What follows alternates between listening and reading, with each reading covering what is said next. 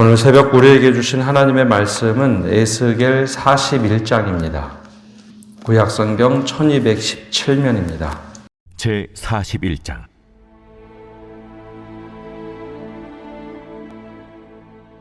그가 나를 데리고 성전에 이르러 그 문벽을 측량하니 이쪽 두께도 6척이요 저쪽 두께도 6척이라. 두께가 그와 같으며 그 문 통로의 너비는 10척이요 문 통로 이쪽 벽의 너비는 5척이요 저쪽 벽의 너비는 5척이며 그가 성소를 측량하니 그 길이는 40척이요 그 너비는 20척이며 그가 안으로 들어가서 내전 문 통로의 벽을 측량하니 두께는 2척이요 문 통로가 6척이요 문 통로의 벽의 너비는 각기 7척이며 그가 내전을 측량하니 길이는 20척이요 너비는 20척이라. 그가 내게 이르되 이는 지성소니라 하고 성전의 벽을 측량하니 두께가 6척이며 성전 3면에 골방이 있는데 너비는 각기 4척이며 골방은 3층인데 골방 위에 골방이 있어 모두 30이라. 그 3면 골방이 성전 벽 밖으로 그 벽에 붙어 있는데 성전 벽속을 뚫지는 아니하였으며 이 두루 있는 골방은 그 층이 높아질수록 넓으므로 성전에 둘린 이 골방이 높아질수록 성전에 가까워졌으나 성전의 넓이는 아래 위가 같으며 골방은 아래층에서 중층으로 위층에 올라가게 되었더라. 내가 보니 성전 3면의 지대 곧 모든 골방 및 지대의 높이는 한 장대 곧 큰 자로 6척인데 성전에 붙어있는 그 골방 바깥벽 두께는 5척이요 그 외에 빈터가 남았으며 성전 골방 3면에 너비가 20척 되는 뜰이 둘려 있으며 그 골방문은 다 빈터로 향하였는데 한 문은 북쪽으로 향하였고 한 문은 남쪽으로 향하였으며 그 둘려있는 빈터의 너비는 5척이더라. 서쪽 들 뒤에 건물이 있는데 너비는 70척이요 길이는 90척이며 그 사방 벽의 두께는 5척이더라. 그가 성전을 측량하니 길이는 100척이요 또 서쪽 들과 그 건물과 그 벽을 합하여 길이는 100척이요 성전 앞면의 너비는 100척이요 그 앞 동쪽을 향한 뜰의 너비도 그러하며 그가 뒷뜰 넘어 있는 건물을 측량하니 그 좌우편 회랑까지 100척이더라. 내전과 외전과 그 뜰의 현관과 문통로 벽과 닫힌 창과 3면에 둘려있는 회랑은 문통로 안쪽에서부터 땅에서 창까지 널판 자로 가렸고 창은 이미 닫혔더라. 문통로 위와 내전과 외전의 사방벽도 다 그러하니 곧 측량한 크기대로며 널판 자에는 그룹들과 종려나무를 새겼는데 두 그룹 사이에 종려나무 한 그루가 있으며 각 그룹에 두 얼굴이 있으니 하나는 사람의 얼굴이라. 이쪽 종려나무를 향하였고 하나는 어린 사자의 얼굴이라. 저쪽 종려나무를 향하였으며 온 성전 사방이 다 그러하여 땅에서부터 문통로 위에까지 그룹들과 종려나무들을 새겼으니 성전벽이 다 그러하더라. 외전 문설주는 네모졌고 내전 전면에 있는 양식은 이러하니 곧 나무 제단의 높이는 3척이요 길이는 2척이며 그 모퉁이와 옆과 면을 다 나무로 만들었더라. 그가 내게 이르되 이는 여호와의 앞의 상이라. 내전과 외전에 각기 문이 있는데 문마다 각기 2문짝 곧 접는 2문짝이 있어 이 문에 2짝이요 저 문에 2짝이며 이 성전문에 그룹과 종려나무를 새겼는데 벽에 있는 것과 같고 현관 앞에는 나무 디딤판이 있으며 현관 좌우편에는 닫힌 창도 있고 종려나무도 새겨져 있고 성전의 골방과 디딤판도 그러하더라. 광고의 말씀을 드립니다. 우리 206구역 우리 이세호 집사님 어제 저녁에 별세하셨습니다. 오늘 입관 예식이 12시 30분에 있습니다. 교회에서는 12시 10분에 출발하겠습니다. 발인 예식은 내일 오전 9시입니다. 빈소는 영남대학 장례식장 302호 우리 장지는 우리 선암교회 묘원입니다. 우리 유족들을 위해서 기도해 주시기 바랍니다. 오전에 아침 7시쯤에 문자 메시지 발송됩니다. 오늘 새벽에 하나님의 은혜와 평강이 우리와 함께하기를 축복합니다. 새벽에 우리 한 달 이상 동안 에스겔서를 보고 있는데요. 에스겔서의 전체적인 메시지를 우리가 놓쳐서는 안 됩니다. 전체적인 에스겔서의 말씀은 죄에 대하여 하나님께서는 심판하신다는 것입니다. 그 후에 하나님의 자비와 긍휼에 의해서 언약된 약속들을 지키시는 것이 회복입니다. 이 모든 것이 언약 안에 있는 거죠. 심판이 언약 밖에 있는 이야기가 아닙니다. 하나님께서 이스라엘 백성들과 언약을 하실 때는 그냥 축복만 하시겠다, 내가 선택만 하시겠다라는 약속이 아니라 너희가 잘못한다면 이라는 조건도 있죠. 거기에 따라서 하나님이 심판을 하시고 회복을 시키십니다. 에스겔서에는 죄에 대한 심판이 강조되는 것처럼 보이는데 그것은 예수님의 구속 대속의 사역이 반드시 필요하다. 즉 예수님의 십자가를 통해서 죽음의 그리고 부활의 사건을 통해서 우리를 구원하신다라는 메시지를 담고 있습니다. 그래서 우리 다음에 보게 될 다니엘서의 경우에는 이스라엘의 정치적 회복을 통해서 메시아 예수님의 그 구원 사역을 보여주었다면 에스겔서에서는 십자가 사건, 즉 신앙의 회복을 말씀하고 있습니다. 또 한 가지 우리가 반드시 기억해야 할 것은 왜 하나님께서 이스라엘을 회복시키시는가? 특별히 에스겔서에서는 하나님께서 말씀하시기를 내 거룩함을 위해서 회복시키신다라고 말씀합니다. 내가 거룩하니 너희도 거룩하여라. 내 이름을 거룩하기 위해서 이스라엘을 회복시키신다. 그 관점으로 보면 에스겔서 전체에서 하는 메시지를 놓치지 않을 수 있습니다. 너무 나무를 깊이 들여다보면 전체 숲은 모르고 나무 하나만 바라볼 수 있기에 전체 이 맥락을 늘 기억해야 합니다. 그래서 이 에스겔서에는 하나님께서 이 심판의 모습이 32장까지 나오는데 역사가 쭉 진행되면서 이스라엘의 잘못된 모습을 보며 하나님이 성전에서 떠나십니다. 그 예루살렘은 회파가 되고 사람들은 마치 예루살렘에 갇혀진 무덤에 갇혀진 사람들처럼 죽게 되죠. 3분의 1은 불타 죽고 전쟁으로 죽고 또 3분의 1은 전쟁으로 죽고 마지막 사람들은 포로로 끌려가게 되죠. 그래서 예루살렘은 마치 빈무덤과 같았습니다. 근데 이 모든 심판이 이방 나라들과 주변 나라들까지 이루어진 다음에 33장부터 회복이 시작이 됩니다. 33장부터 에스겔을 파수꾼으로 다시 세우시고 먼저는 산이라는 땅을 회복시키시고 이스라엘 백성을 회복시키며 군대를 일으키시고 마른 뼈가 살아나는 것이 회복의 출발이죠. 여러분 한번 상상을 해보십시오.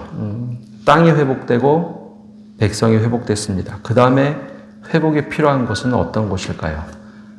하나님과 백성이 만나는 성전입니다. 그래서 오늘 말씀 40장부터 42장까지는 성전을 어떻게 회복시키시는가? 성전의 회복과 함께 에스겔을 하나님께서 환상 중에 데려오셔서 어제 40장에서는 성전 전체 바깥쪽을 쭉 둘러보게 하죠. 성전 바깥문, 북쪽문, 남문, 동문, 서문 모든 것을 보게 하십니다. 그리고 성전 안뜰까지 들어와서 보게 하시죠.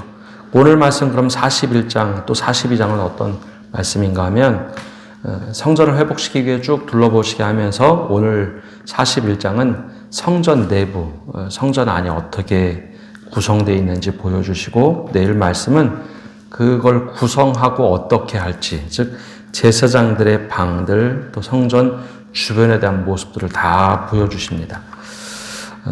이 전체적인 쭉 과정을 보면 하나님께서 에스겔을 통해서 네가 나중에 포로에서 풀려나게 된다면, 아니 이스라엘 백성들이 성전에 대한 모든 관념이 무너졌을 때 너는 가서 백성들에게 말하라라는 겁니다.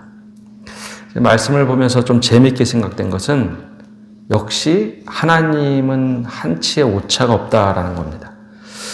처음에 에스겔이라는 인물을 하나님께서 선택하고 예언자로 또 선지자로 부르실 때 에스겔이 태어난 집안은 원래 제사장 가문이었습니다.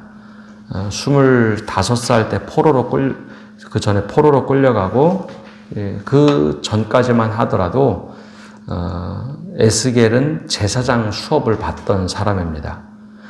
이 직업병이라는 게 있죠.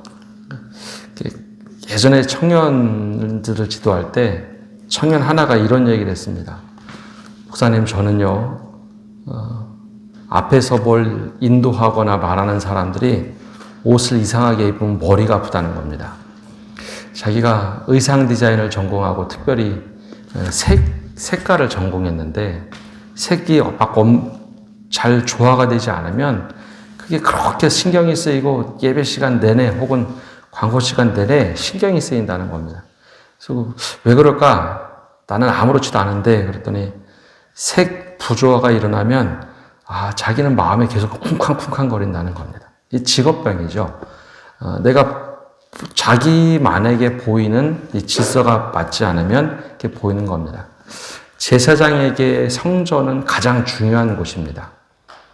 다른 일반인들은, 성도들은 성전의 구성이 어떻게 됐는지 사실 별로 관심이 없을 수 있지만 제사장은 어려서부터 이곳에서 무엇을 하고 어떤 공간은 어떤 의미로 채울지 굉장히 중요한 공간입니다. 물론 백성들에게도 예배해서 중요한 공간이지만 제사장에게는 평생 살아가야 될 가장 중요한 공간이죠.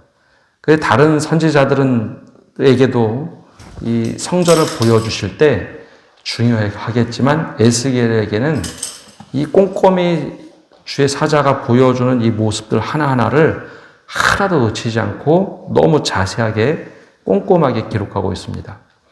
아마 현대에 일반 목회자들, 특별히 개신교 목회자들을 데리고 가서 이거 보여줬다면 여기 동문, 서문, 남문, 북문이 있네. 야, 여기에 그냥 큰 공간들이 많네 라고만 생각할 겁니다. 근데 제사장의 눈으로 비추어진 이 성전은 너무나 중요한 곳입니다. 그래서 생전 내부를 자세히 들여다보게 하는데 성소 1절에서부터 4절까지는 성소 안쪽을 들여다보게 합니다. 근데 재미난 것도 3절과 4절의 모습인데요. 성소라는 곳은 원래 제사장만 들어가는 곳입니다. 근데 3절에 보면 이렇게 말씀하죠.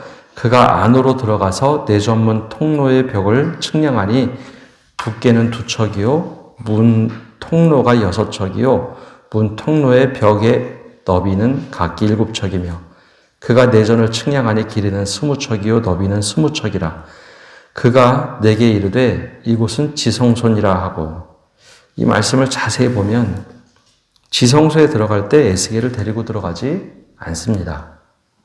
에스겔은 제사장 수업을 받았지 제사장이 아니기 때문에 또 더군다나 대제사장이 아니기 때문에 이 성전에 데리고 간 이 주의 사자가 자기만 들어가서 지성소의 내부를 측량하고 내용만 알려줍니다. 이런 것들이 제사장 훈련을 받았던 에스겔이기 때문에 눈에 확확 들어오는 거죠. 아마 우리를 데리고 들어갔다면 멋모르고 그냥 줄줄줄줄 따라 들어갈 겁니다. 근데 이게 아니라는 거죠. 에스겔만 독특하게 볼 수 있는 관점들입니다. 그러면 에스겔에게 이 수많은 것들을 보여주면서 에스겔이 도대체 무엇을 느꼈을까요? 그 다음에 보면 이 성전 안에 있는 성소와 지성소 밖에 있는 수많은 골방들을 보여줍니다. 한 30개 되는 골방을 보여주는데요. 아마 지금도 우리에게 골방을 보여주었다면 이렇게 방이 많아 라고만 생각을 했을 겁니다. 근데 이 제사장의 입장에서 골방이라는 곳은 굉장히 중요한 곳들입니다. 여기에는 성전의 기구들을 갖다 놓는 곳이 있고 또 사람들이 드렸던 11조를 놓는 골방들이 있습니다. 그건 성소 안에 비치하게 되어 있는데 아마 현대의 이런 공간을 우리에게 요구한다면 막 회의를 해서 예배당을 지을 때 이런 공간이 필요하냐 마냐라고 한다면 아마 대부분은 만들지 않을 겁니다. 합리적이지 않다는 거죠. 우리의 실용성에 있어서 떨어진다는 겁니다. 그래서 아마 우리는 만들지 않을 겁니다. 그런데 하나님께서 이 공간을 만들도록 한 이유가 분명히 있다는 것이죠. 너희가 다시 이 성전, 처음에 솔로몬의 성전을 만들고 다음에 에스겔이 본 환상의 성전, 또 수르바벨의 성전, 나중에 헤롯 성전, 여러 가지 성전의 모습이 있는데 이런 공간이 필요하다라는 겁니다.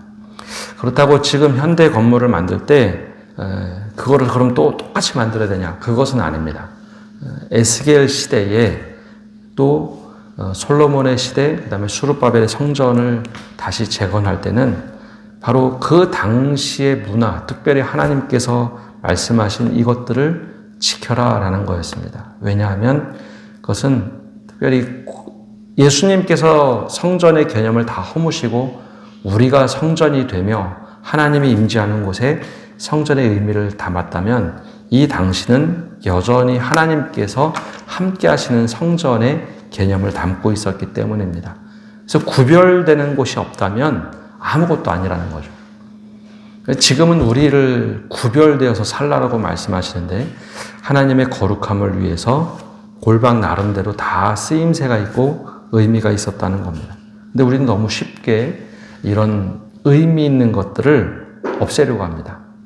그러니까 우리가 가지고 있는 지금의 전통은 지키려 하지만 하나님께서 원하셨던 이 거룩성을 담아내는 것들을 너무 쉽게 잃어버리고 없애려고 한다는 것이죠. 그래서 하나님께서는 에스겔을 데려다가 성전 곳곳을 다 둘러보게 주의 사자를 통해서 시킵니다. 서쪽 건물의 모습도 보여주고 성전의 크기는 얼마였는지. 왜 그랬을까요? 이 제사장이기 때문에 그걸 다 기억하고 나중에 포로에서 다시 고향으로 돌아갈 때 어느 누구도 알려주지 않는다면 아마 그렇게 생각할 겁니다. 야, 이거 쓸데없는 공간이구나. 우리가 수리할 때 다 없애버리자. 우리가 쓰임대로 우리가 그냥 편리대로 하자. 근데 그렇게 하지 않도록 하기 위해서 하나님께서는 이걸 하나하나 다 일일이 보여줍니다. 특별히 에스겔은 제사장 출신이었기 때문에 이 모든 것을 다 기억하고 기록하죠. 오늘 우리에게 하나님께서 거룩함을 지키도록 하기 위해서 말씀하시는 것 중에 우리의 전통 말고 하나님께서 원하시는 것을 어떻게 지켜갈 수 있을까요? 우리의 시선을 통해서 편리가 아니라 하나님께서 원하시는 그 거룩함을 지키기 위해서 우리에게 필요한 것은 무엇인지 우리가 다시 한번 생각해야 합니다. 에스겔은 장차 회복될 예루살렘 성전에 대하여 환상을 보고 이것을 백성들에게 전해야 할 의무가 있었습니다. 아무리 포로로 끌려왔어도 우리가 지킬 것은 지키자. 그것을 잃어버린다면 이스라엘 백성의 회복은 무의미했을 겁니다. 오늘 우리에게 말씀하시며 거룩함을 지키기 위해서 우리가 해야 될 것은 무엇이 있을까요? 편한 것만 추구하다 보면 정작 거룩함과 구별됨을 지켜야 될 때 우리는 지키지 못할 때가 많이 있습니다. 오늘 새벽에 하나님께서 우리에게 지켜야 할 것은 무엇인지, 구별됨이 어떤 것인지, 삶의 이 골방들이 많도록 하나님을 만나는, 또 하나님을 만나기 위해서 준비하는 이 골방, 꼭 지켜야 될 것들을 지키는 성도 여러분 되시기를 바랍니다. 기도하겠습니다. 하나님, 오늘 이 새벽에도 주님 앞에 나와 말씀을 듣고 기도하며 나갑니다. 에스겔에게 보여주었던 이 환상, 특별히 이 성전의 모습, 때론 우리가 지금 이 시대에 이 말씀을 읽으며 쓸데없이 이렇게 긴 말씀이 있는가, 성전이 우리에게 무슨 의미가 있는가 라고 생각할 때 주님께서 말씀하고자 하는 메시지를 바르게 깨달을 수 있는 은혜를 허락하여 주옵소서. 우리 눈에는 아무 쓸데없어 보이는 이 수많은 골방들, 그러나 당시에 주님께 예배하기 위하여 반드시 필요했던 이 골방들, 우리에게는 실용적이다 해서 수없이 많은 것들을 없애고 있는데 정말 주님께서 원하시는 이런 골방들이 우리가 얼마나 소홀하게 생각했는지, 또 우리가 현대의 편의를 위해서 얼마나 많이 없애고 있는지 다시 한번 돌아보게 하여 주옵소서.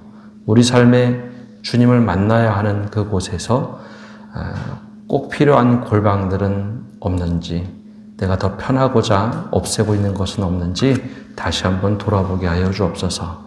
이 새벽에 주님 앞에 기도하며 나갈 때 주님께서 우리에게 은혜 내려주시고, 특별히 슬픔을 당한 유족들 위해 하나님의 은혜와 위로가 있기를 간절히 바라며 예수님의 이름으로 기도합니다. 아멘.